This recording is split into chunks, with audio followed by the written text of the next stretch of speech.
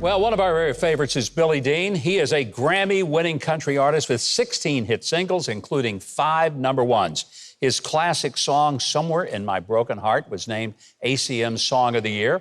His first new album in a decade is this one right here called The Rest of It's Mine. The last time he was here, he lost his voice. He had total laryngitis. But we've never lost our enthusiasm for having Billy Dean on our show. Let's see if he's found his voice yet. Let's give a big welcome to Billy Dean.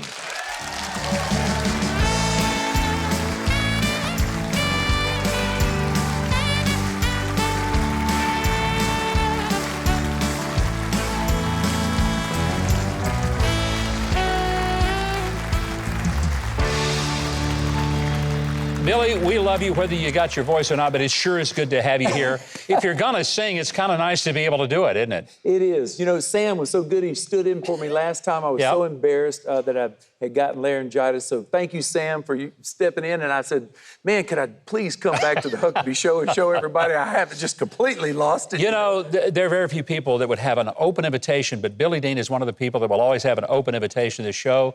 You've been with us several times, and we always enjoy it. But I tell you what's exciting. This first album that you've done now in how long, 10 years? 10 years. I thought the 90s was just done. You know, I moved back to my home state of Florida, and I'd been writing songs for other projects. John Schneider has a movie coming out. I've written a song for that. And but then my publicist, who you and I both know, Don Grubbs, called me up and said, man, according to Spotify, you're the most discovered 90s artist by Generation Z.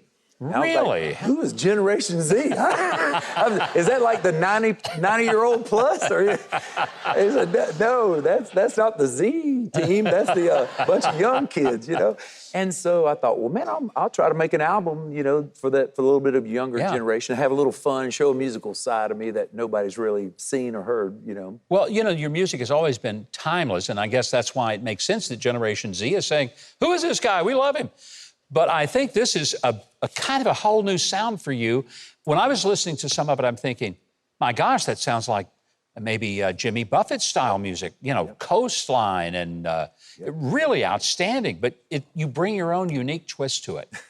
Thank you. I wanted, you know, I've done a lot of serious songs, you know. I felt like I'd sung about family and faith and the flag, you know, and I thought I need to show a little bit more sense of humor, you know, side. And so I got together with my buddy Paul Overstreet, who wrote songs like Forever, Never, Amen, you know, Honey, I Don't Care, I Ain't in Love with Your Hair, you know, lines like that were just funny lines, and I needed that sense of humor. I needed his touch on this. So he and I wrote the title track, The Rest of It's Mine, and sang it together. And that it's kind of an anthem for all the empty nesters out there, you know. I have some friends who's you know, they're retired now, and their kids are starting to boomerang back. And I thought I'd write a message to my kids before they start. See, that's what I love. The lyrics are great. The music is so catchy. And we are going to let you sing it because you don't have laryngitis this time. So while we get ready to perform, Keith Bilbrey is going to tell you how to get this brand new album by Billy Dean. And believe me, you're going to want it. Keith?